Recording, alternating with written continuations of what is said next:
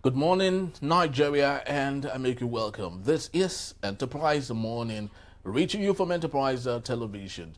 I am Henry Igwebike. Let's start with our newspapers this morning to see through everything that we have going on right in there. And from the newspapers, we would be heading straight to our main conversation for today. Do well to be part of what we do. Have a say in what we say, because your say truly does matter. You can do that when you visit us at enterprisetvnews.com, or you may equally like, comment, and follow us on all our social media platforms at Enterprise TV7.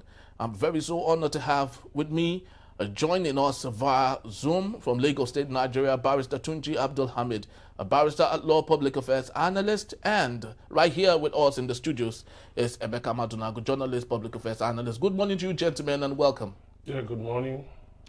Good morning, Barrister. Good morning. Thank you so very much. So I would love us to start with the Vanguard newspaper. And we have a litany of interesting stories here. On the big story, we have new INEC chair for Council of State preview today. And we have a couple of riders to that story. Tinubu to present nominees at today's meeting. Amopiton in top contention screened. President in firm control of nomination process, and other interesting riders to that story. On the top strip, we have 139 million Nigerians living in poverty despite reform gains, and that's coming from the World Bank. And we equally have another story just below that particular one. My resignation, not admission of guilt. Atiku urges probe of Tinubu's cabinet members' academic records. Barrister, let's start with now former Minister of Innovation, Science and Technology, Uche Nnaji, who had resigned as a result of the falsification of his academic records. But of course, he did say, like a Nigerian that he is, that my resignation, not admission of guilt.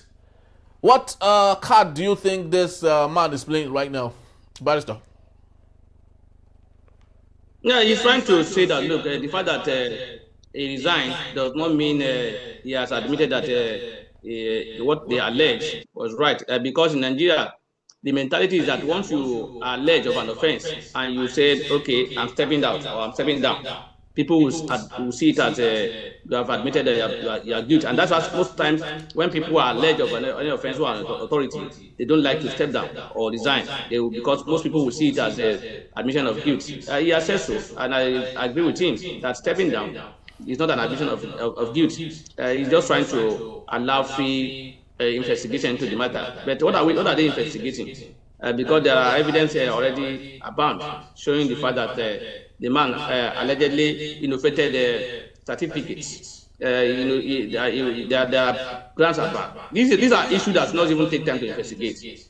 A phone call, a search, a stroll to the university or anywhere will unravel the issues. And we have been told that university had already provided a letter to that effect, saying that the man is not did not graduate from their school. In fact, the affidavit sworn to by the man himself also confirmed that it was not issued with any certificate. So if you are not issued with any certificate and you presented a certificate, where did you get it?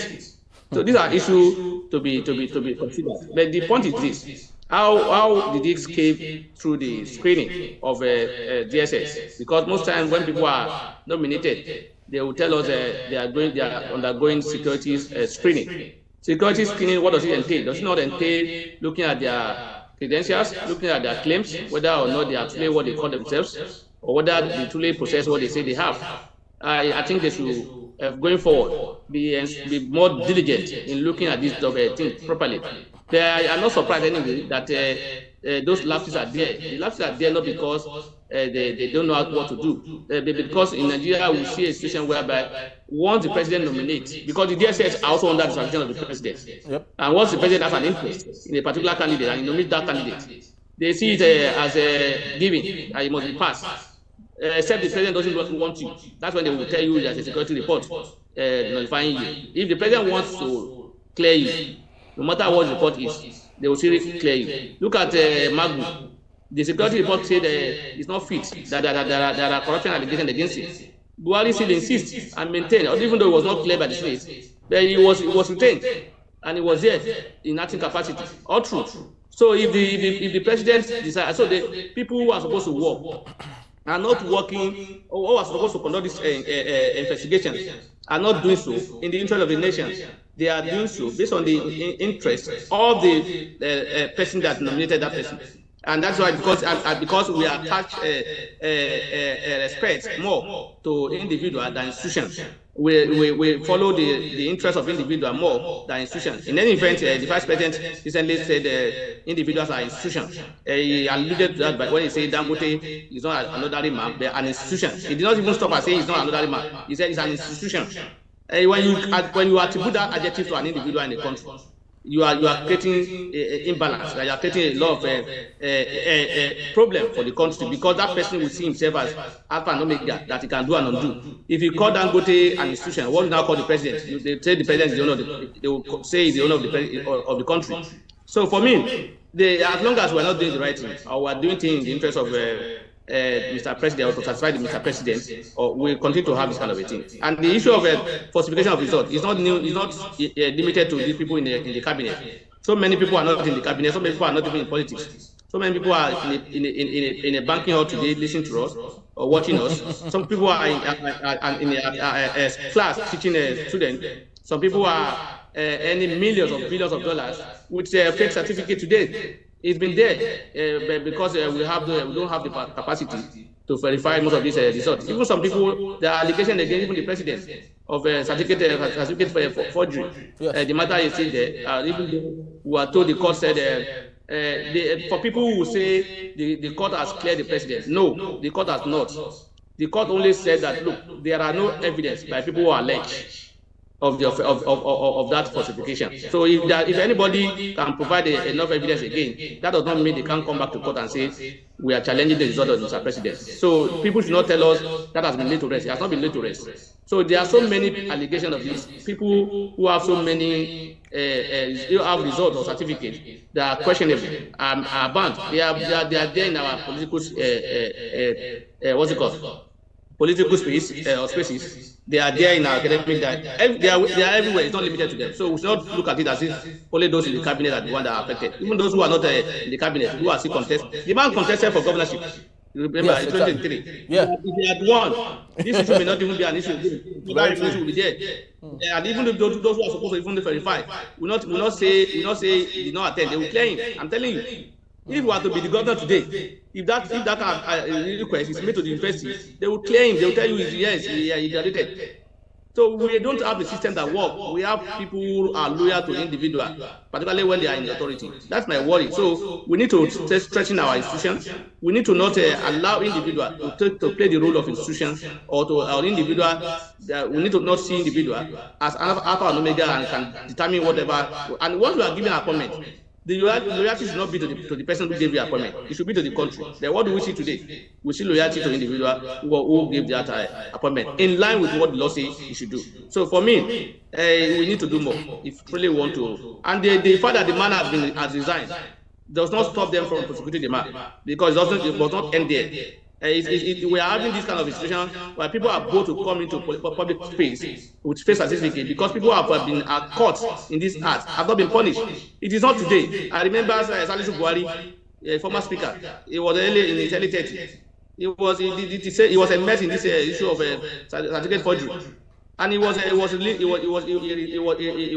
left the assembly or so. And thereafter, a few years after, he became a part of the government again. He was given appointment as a chairman of the board of a particular education committee board. I can't remember that board again, but it has to do with education. So if you are compensating people who have been alleged of crime, she came at Diosun, she was alleged of the same offense. Yes. Where is he today? You could not even charge to court, talk of even being prosecuted. So I was not even arrested. There are so many of them in that manner. So if people commit offense of this nature, and they are not being charged to court, they are not being punished, some other people will be bold enough to do more. So we need to strengthen our institutions or our system if we want to change our mentality. All right, that's actually very fantastic. But I would love to ask Emeka. A particular headline said Tinubu sheds political baggage as embattled minister Naji resigns. Don't you think this is like saying that President Bola Tinubu is use and dump? Because if someone sheds a political baggage, which means that all the while he has been useful, but now that he has a scandal, he is no longer important to the administration of the president. Well, thank you very much. There are allegations that this that Nnaji's current travels come from are connected with the planned defection to APC by the governor of Enugu State, Peter Mba.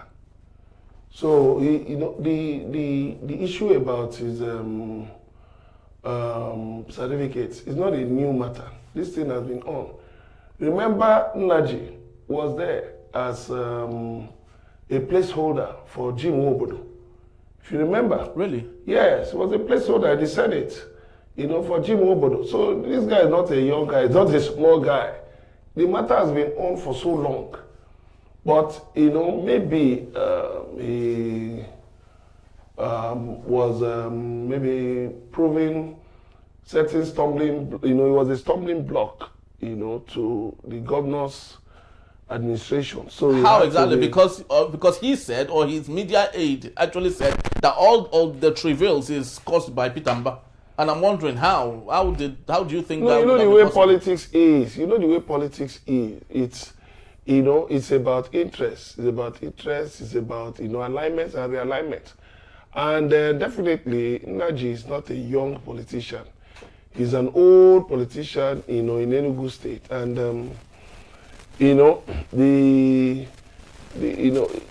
having to maybe kowtow, or declare subservience to Peter Mba, who is more like a rookie politician, is something many older politicians cannot stomach. And so I'm not surprised that this matter had to be brought up. Don't forget, even the governor himself had an NYSC certificate. Yeah. Remember Adebayo Shitu, who was Minister of Communications under Buhari, also had an NYSC issue. And so there are so many like that. It is interesting that the Nigerian government has said it will look into, from this week, yes, it will verify certificates. Yes. But the point is this, like the Chinese say, if the fish is rotten, that the fish gets rotten from the head. Mm-hmm. So you have to look from up. From up, does it mean President Bola Tinubu? Oh yes, who has a revisit the Chicago State University? No, not even about, it will be revisited from, the thing about history is that history never forgets. Mm-hmm. So even after he's out of power, the matter will still be revisited. So that is that. But the point is that if you place an emphasis on high moral standards, on proper conduct, which includes ensuring that people with verifiable records, academic and otherwise, are the kinds of people you choose. You won't have problems of people, having to hold press conferences to verify their certificates. It's as simple as ABC.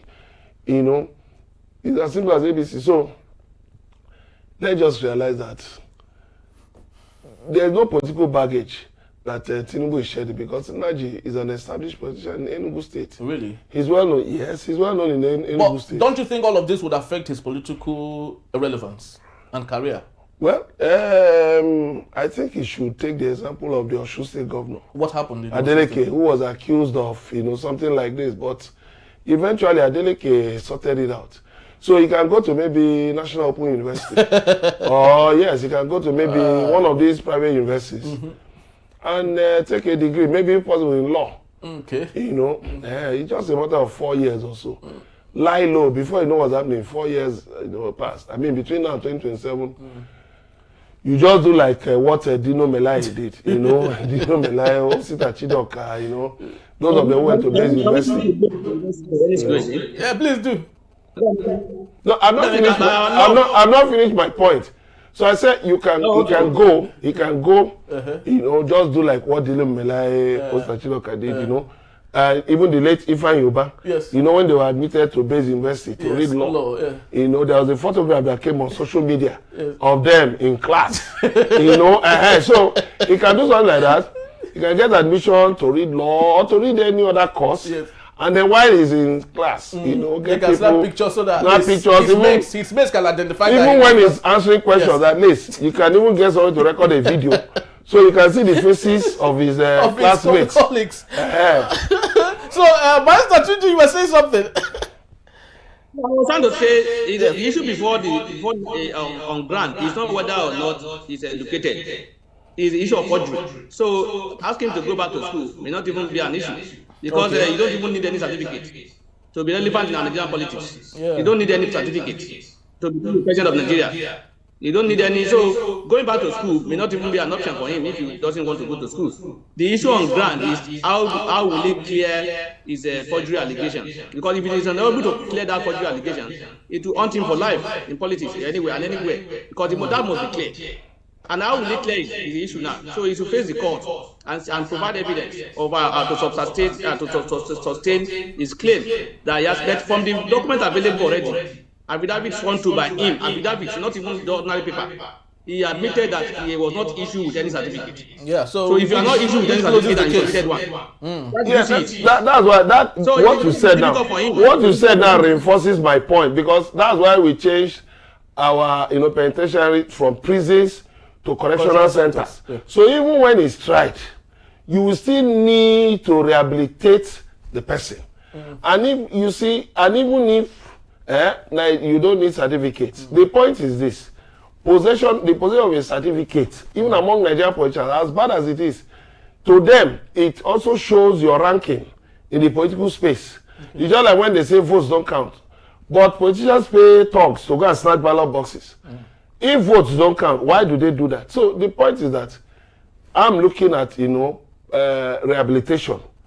And something that will also encourage other politicians to right now, before you are exposed, go and quickly remedy your academic deficiencies, because the day will come when that Nigerian constitution will be reviewed, and the qualifications will be raised. Can you remedy illegality? Can you remedy it? Can you that certificate that has been forged? Can he say he's not forged again? No, I'm not talking. I'm talking of beyond. No, I'm talking of beyond. Yes, it's an offense. He goes to prison. Yes. Or he goes to a correctional center. Yes. Let's even take worst scenario. He goes to a correctional center and he comes out. He will come out. He will not be executed. It's not a capital offense. Sorry. If you are convicted for a criminal law, you are banned for 10 years minimum. I hope you know there was a politician from Delta State, I don't want to mention it, who was banned for 10 years by the Senate, but it was later set aside. There are people who have been banned for 10 years, and it was later set aside. I'm looking at rehabilitation. Well, Emeka, it is just synonymous to saying Ekweremadu, if he serves his jail term in the UK and he comes back, he will be rehabilitated and allowed to go back to. Have you not pardoned? Has Tinubu not pardoned James Ibori? Yeah, but of course he has pardoned him, but that doesn't mean that his political irrelevance is as good as him vying for elections in Nigeria. Let me tell you. You see, let us face reality. Yes. Let's face reality. Ibori doesn't need to vie for anything, but in Delta State politics, Ibori is still a strong force. Yesterday, Senate President Akpabio was eulogizing him. So the thing is this: we want things to be done properly. Okay. Let the DSS, the Senate, INEC, make sure they screen the credentials of people running for political office, so that we don't have to be engaging in these kinds of debates. And actually, it's actually a source of a great shame, to Nigeria and to the Nigerian state itself. But Barrister, I'd love you to take on this particular matter. It is actually very connected. So you can continue from your point and answer this question too. Court orders arrest of ex-INEC chairman Mahmood Yakubu for contempt. You are a barrister. Fleshing this particular story for us, what are those things that he should be held for? And do you think that if pushed through, that former INEC chair Mahmood Yakubu might face the music? I think that news, those who brought that news out yesterday, they are mischievous. How? Mischievous said that news has been there for a week. No, that order was not yesterday. It was even before his resignation. That order was made even while he was in office for contempt. for the people to obey court order. Yes, but now that he has totally resigned. Yes, but now that he has officially resigned, don't you think it makes it even more poignant, more important? Are you falling for those publications as to he was forced to resign? He resigned. How many months did he move for? He just have 1 month to go.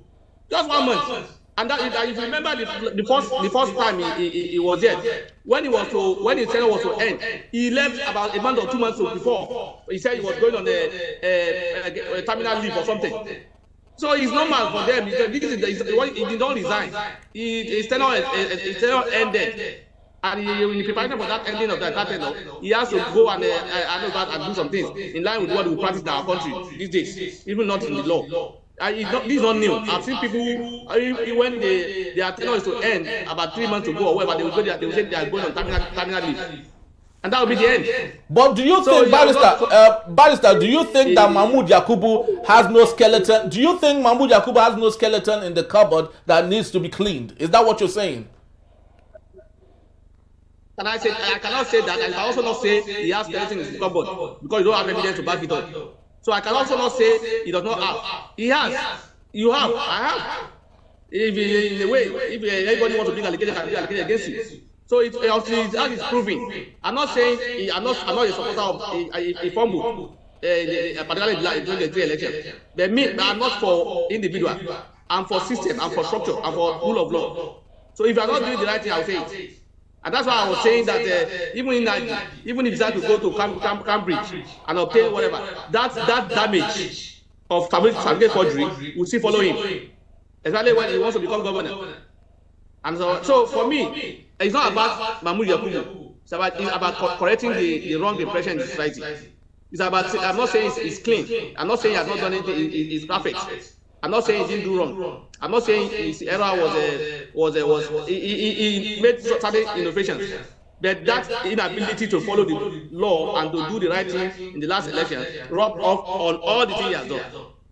As far as I'm concerned. But which is the crime itself. Yeah. Yeah, very, very true. Emeka, I would love you to speak on this matter because it equally made it on the Guardian newspaper. And on the Guardian, it says here, INEC court orders IGP Egbetokun to arrest Yakubu. It's making rounds, and there should be something below that should make sense here. No, I think for a court to make that kind of declaration, it means there was maybe conduct that amounted to contempt. Of the court. So, but if he can purge himself of contempt and maybe his lawyer and ask the court to review that order, I think it wouldn't it wouldn't be a major problem for him. All right. So let's move on to yes. So Barrister, I want you to say something. No, I think I agree with Emeka on that. All right, that's awesome. So let's move on to another growing problem here, and that is on the Daily Trust newspaper. And we have insecurity. Establish military base in Kwara. Senate tells federal government. Barrister, I'd love you to take on this particular matter. Do you think establishing a military base in Kwara will solve the problem? Really, because the problem is becoming multifaceted. We don't even know what the issue is, why it has become so bad and badly managed by the governor, by the federal government, by the military. Speak to me on this, please. Establishing a military base, do you think it will solve the problem in Kwara State, especially with the killings happening in the state? You see, it may not solve the problem, but it is part of the solution to the problem. You see, it's not only having a military base. It's part of it. It's not only having a military base that will solve the problem. But having a military base will also be a part of it. And that may, but if you have a military base and those people are not, there's no personnel to man the base, or the personnel are not even well taken care of. We have military base everywhere. We have military base in Kwara, in Loni. We have Sobi. So we have I don't know what they call them again.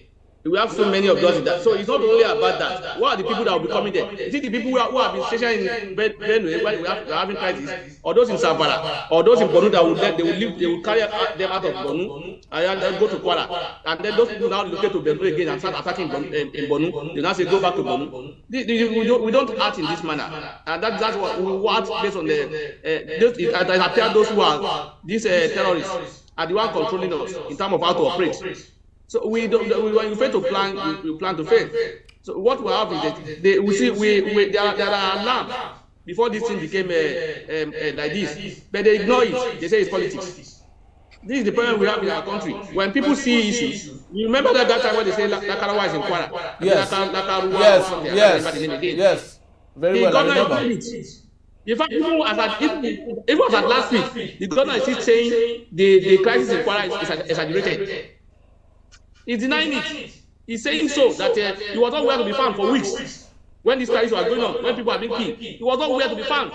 And one of the chiefs, Baba Barrister, we learned that one of the traditional ruler arrested a youth activist for protesting. You can see, so is there a complicity between traditional leadership in Kwara and the government of the day to soft paddle this menace in Kwara State? That's exactly why I'm making the point that look, when you have, even if you have Balak battalion or whatever you have, if you have leaders who are very docile who are not active, or because what we operate in Kwara today now is like in quotes, a sole administrator, and we have a governor who doesn't even say mistake. He goes from he stays in Abuja more or Lagos. And even like I told you, this thing, the killing was almost a month or more backward. The governor did not even see anything, not even come down. It was not even seen, not even the deputy governor, not even secretary of the state government. Nobody was seen to say to go and find out what is happening. They were just seeing it as politics. And people are being killed. They saw it. And in fact, they are doing the jingle down on people that what is happening in Kwara State is being exaggerated by politicians. When people are being killed, when we are seeing it, when there's a whole town has been deserted. So if you have people whose action will not help the situation or who will not act when it matters, no matter what we put in place, it will still be same of the same. We need to not only have battalion, base stations.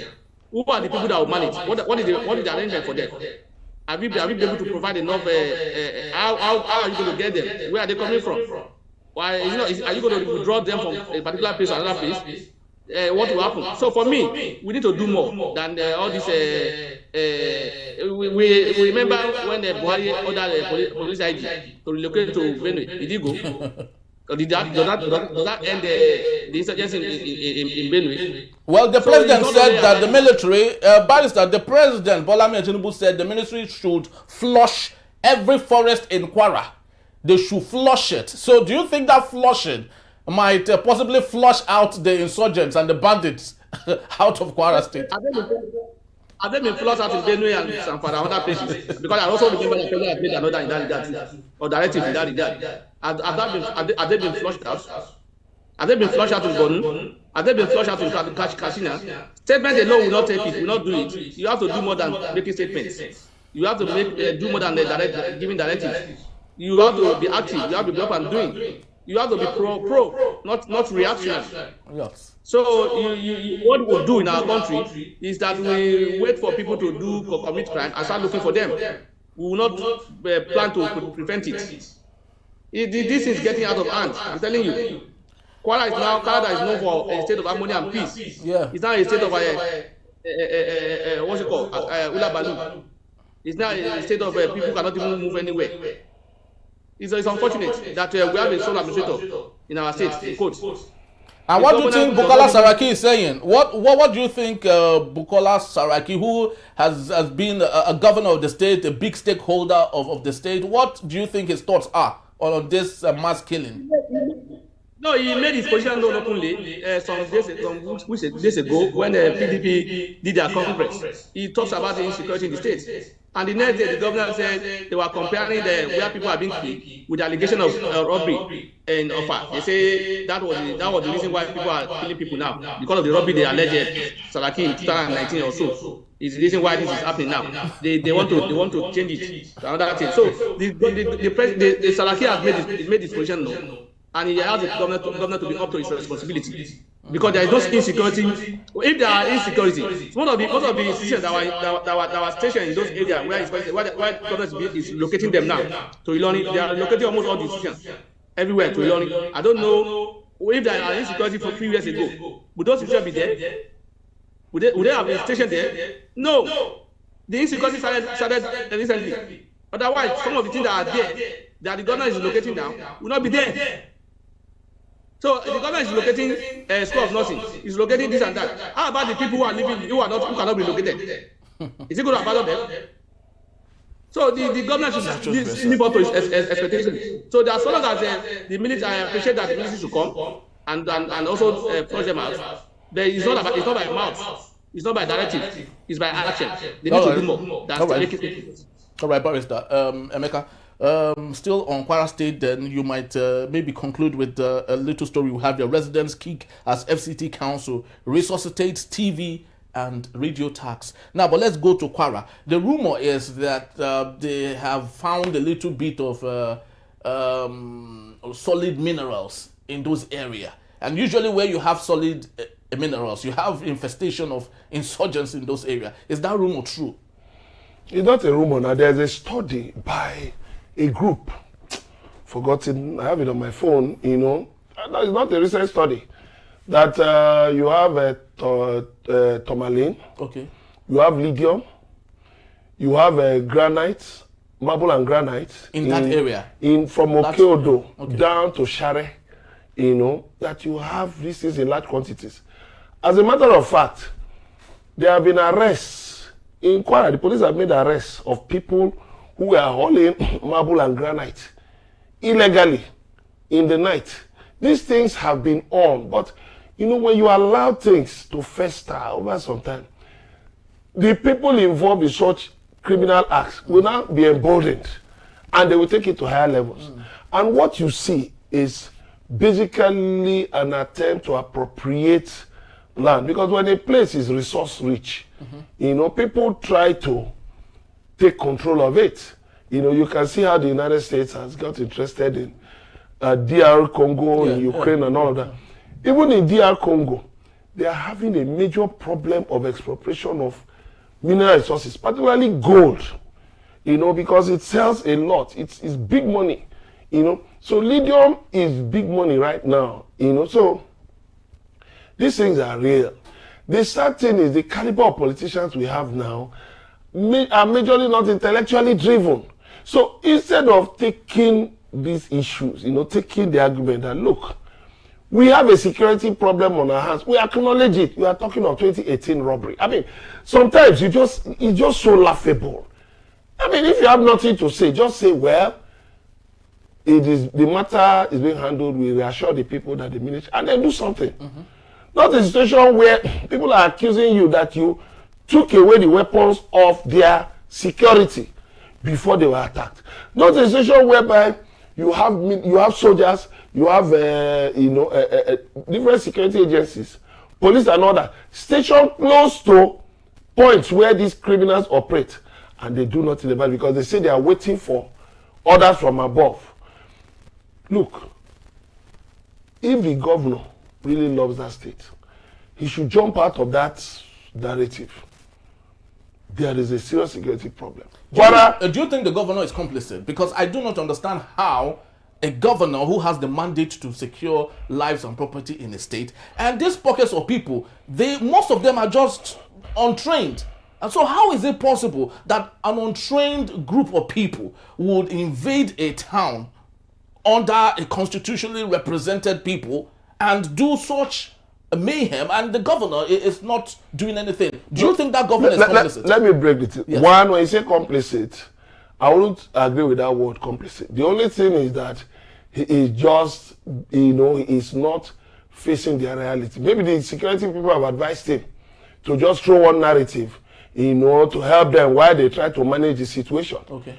You know, right now, there are rumors that the president is thinking of, that President Bola Tinubu is thinking of sacking the chief of our air staff. Because Christopher Musa? Or who? Okay, air staff, okay. Okay. Yes. Because there are situations where there should have been air cover provided, but the military wasn't giving air cover. This same thing happened under President Buhari when there was a problem between the chief of air staff and the chief of army staff. You see, these people think we are dunces, that we are forgotten. If they have forgotten, we have not forgotten. When there was that problem, so the army was left to carry out sorties, you know, without necessary air cover. That is what we are seeing today. So there is that rumor on the ground that the president wants to sack the chief of air staff because of these lapses. That is true. Now, the third one, the governor cannot even command a DPO. A DPO, ordinary divisional police officer, the governor cannot command anybody. Forget that they say chief security officers. The only thing is that maybe, you know, they can ask for help from police or DSS to arrest their political officer. That is different from calling a DPO that what is going on in your area, do something about it. The governor doesn't have the power. It's the Inspector General of Police that can do that. It's the Chief of Army Staff that can deploy soldiers. The governor doesn't have that power until you constitutionally, you know, you give full effect to that claim that governors are chief security officers of their state. You cannot do much. Now you see what has happened in Osun State now. The police arresting members of Amotekun Corps, blaming them for some killings, shutting down their offices. To me, that is not right. Yeah, if there are people Amotekun killed 2 siblings. That is a fact. So. Yes, they did, but you not shut down the offices. How? Will you shut down a police station because policemen went and, you know, I mean, because policemen got involved in extrajudicial killing? The answer is no. For me, the court should continue to operate because we are in, you know, we are in dangerous times in Nigeria. So the point is that, you know, one, setting up a military base. How many military bases will you set up all over Nigeria? You want to militarize the country. It's a very simple thing. You can try maybe. Now, there was something the Buratai set up as chief of army staff. These are super camps. Okay. But later, those super camps were, you know, reduced to smaller forward operating bases. Unfortunately, these FOBs have been overrun by these bandits. Because the bandits move on motorcycles, 3-3, armed with AK-47. And let me tell you, Kwara is by the border of Nigeria with Benin Republic. So, and you know, our borders are porous, so people can just cross the border. And remember, the Sahel is largely ungoverned territory. There are so many criminals, terrorists roaming the Sahel who can easily be hired, you know, for such things. And then when they finish, they disappear. So what we need to do is this.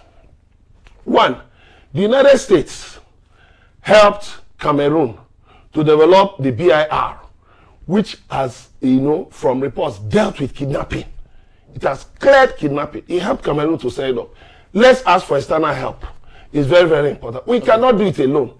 Two, our neighbors, Niger, Burkina Faso, Mali, they've said they will name the Nigerian sponsors of terrorism. Up till now, we've not heard that. You know, we hear that some people are trying to make moves to get them not to expose such things. We need the information so that the international community can move against such individuals. Now, the third point is this. Our tense relations with those states, even those states are having problems. Mali, Niger, Burkina Faso, they're having problems with rebels. They're having problems with terrorists. So, but Cameroon has largely been able to deal with the problem, you know, deal with the problem. So, you don't hear too much about these Boko Haram others operating in Cameroon. Now, just some days ago, Cameroonian forces had to withdraw from a village in Borno. So when you look at all those things, that joint task force, the multinational joint task force, needs to be strengthened to take care of the borders, to, you know, deal with this. But the Air Force must wake up. The Air Force must do something. All right. You know, give air cover to the army. All right. Thank you so very much. Barrister, you wanted to interject just before we call it a wrap on this particular one. You wanted to say something? I wanted to say that when you say they actually killed 2 people, has it been confirmed? Are they been convicted by any court? Not caught, actually. It's Barrister, when the media breaks a fact, they have done their job of bringing those facts to everyone's knowledge. So the court thing is a letter thing. You cannot rely on media report to tag people as a criminal. Again, let people admit that they actually did. Police, have they not been alleged of killing people? Have they been shot down? Have you said because police are the police people in a particular police station or whatever have been alleged of committing a crime or kill people or this and that, then you not shut down the station? Is that the way to go?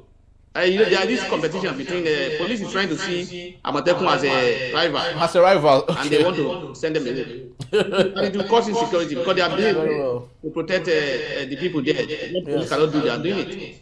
The police should just see that they are supporting them. They should not look at it as a power tussle between them and Amotekun.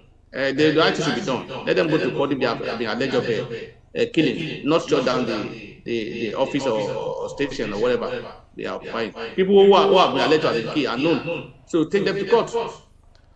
All right, let's just hope that things will get better. Amotekun has done a very great job. It was because of Amotekun that other regional vigilante groups were formed in the southeast and other parts of the country. So they've done a great job. But I do not know if the federal government's bringing in a forest guard is a little way of etching out the Amotekun and other regional vigilante groups. I do not know what the mission is, but we will see as time unwinds itself. But we would be back. Barrister and Emeka will be here to take us on our main conversation. When we return, Presidency dismisses World Bank's poverty figure as unrealistic. In the beat, it's still Enterprise Morning. Please don't go anywhere.